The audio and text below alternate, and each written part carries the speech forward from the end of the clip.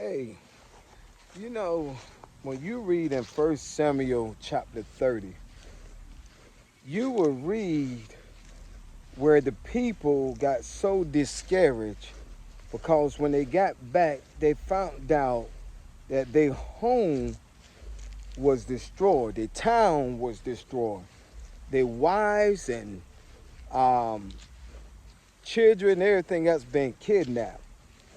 But the part that got to me when I was doing my study and meditation, what got to me was when I was reading about David asked, before he said, Lord, should I pursue?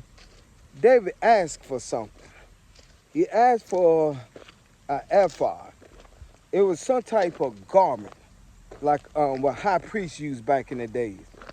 Now, I was saying to myself, there was already a priest there with them because David asked for from I think between a priest or a priest's son.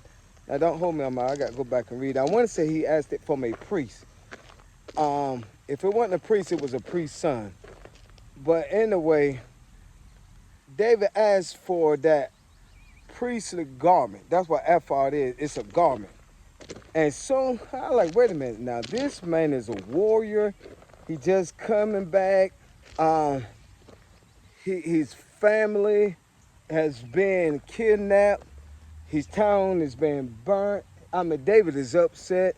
He weeps so hard because he can't weep no more.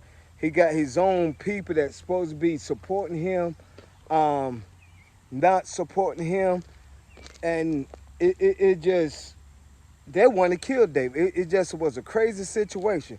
But he asked for the priest's garment, a high priest's garment.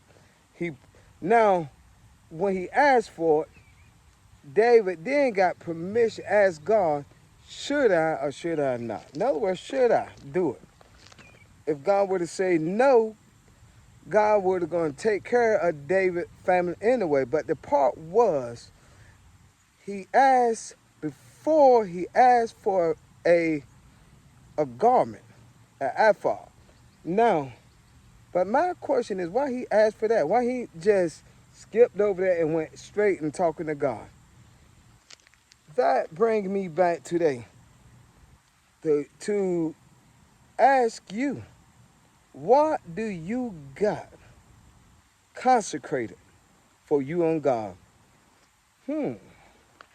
Many times we don't have anything.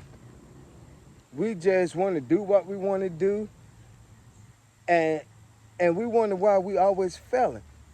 I never forget. I know this might sound crazy to some people, but it's the truth. I never forget when I was little. I was going through something. I don't know, something I ate or what. It just, I think we went to the doctor and it seems like it couldn't get nothing done. But my father told my mother, um, tell Dwayne to drink some of that olive oil. Cause that's my dad did believe in olive oil was just a miracle. He prayed over the bottle and everything else.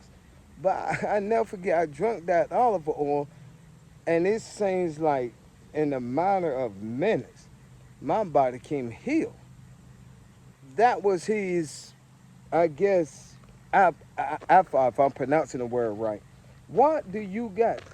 Certain garment or what? What do you got that you can go to God for? See, the thing is, when David asked for that, David humbled himself.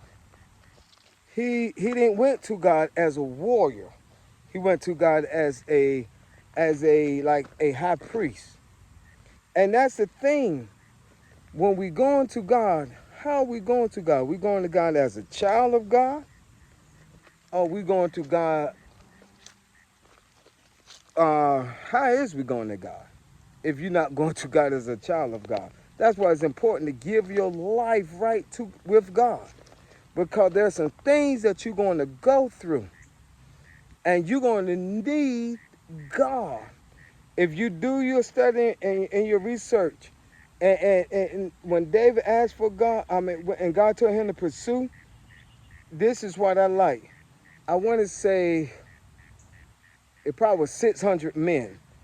200 of them got left back. Four of them went because two of them got left back because far they was going, they got tired. They couldn't make it no more. But then when David saw someone who haven't eaten, drinking in the water, and that man knew how. That's very key. That man knew how to get David to the people who destroyed their town, because he was part of it himself. So David fed the man. The man got strength. They know this man was the enemy. Um, so the man, if you read it, the man made a little deal with David. Please don't kill me, whatnot. Make a long story short. And guess what? He led them there. But this is where you got to be careful at. When those people won, and David them got all of that, the spoils, the good, and all that.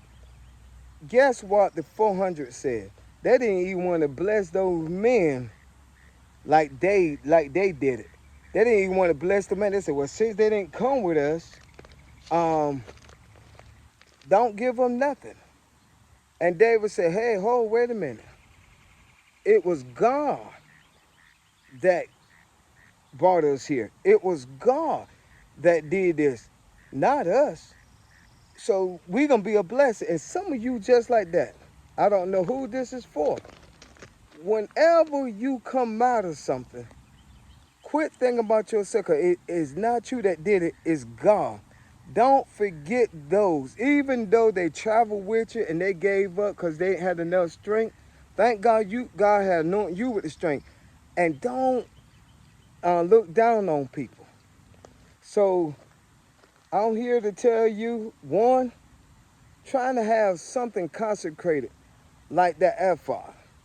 Because when you go to the next level, that's some, be honest, when he put that on, that was somebody that he humbled himself. But look what God done for him. He went back, got his family back, got some spoil, got all this good stuff back. He was out blessing other people. So I'm here to tell you, stay encouraged.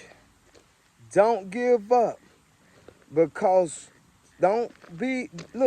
just because you may have lost some things, God about to give you greater back. But don't get too high-minded. Don't get high-minded at all. Not too high-minded, but don't get high-minded at all. And be a blessing to other people. And that's why I want to tell you today, stay encouraged, stay focused, because this thing is personal. And you're going to need God. Don't try to go out there and do it on your own now, because you're going to fail. But you're going to need God to help you out. So stay focused, stay encouraged, and stay blessed.